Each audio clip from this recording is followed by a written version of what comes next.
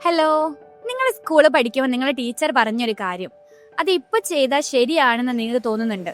എന്നാ എന്താ കാര്യം? ഇപ്പോൾ നിങ്ങൾ കളിച്ച് നടന്നാൽ ഭാവിയിൽ എന്ത് ചെയ്യും, അത് നിങ്ങൾ ഖേദിക്കേണ്ടി വരും. ആ ഒരു കാര്യം ഇപ്പോൾ റിയൽ ആയിട്ട് എനിക്ക് തോന്നുന്നുണ്ട്. കുറച്ചുകൂടി എക്സ്പ്രസ് ചെയ്യാൻ അങ്ങനെ പറയണ്ടേ, കുറച്ചുകൂടി എക്സ്പ്രസീവ് ആയിരിക്കണം എന്ന് പറയണ്ടേ. ആക്റ്റീവ് ആയിട്ടിരിക്കെ ഇപ്പം തോന്നുന്നുണ്ടോ അത്? കുറച്ചൊക്കെ സ്പോർട്സിലൊക്കെ പങ്കെടുക്കാൻ പറയുന്നു, പക്ഷെ മടിയായിട്ട് ഞാൻ പങ്കെടുത്തിരുന്നില്ല.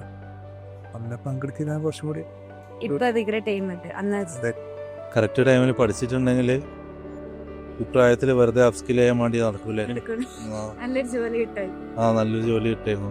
ആൾക്കാരെ മുന്നിലൊക്കെ പോയിട്ട് സംസാരിക്കാം, സ്റ്റേജ് ഫിയർ ഒഴിവാക്കാം.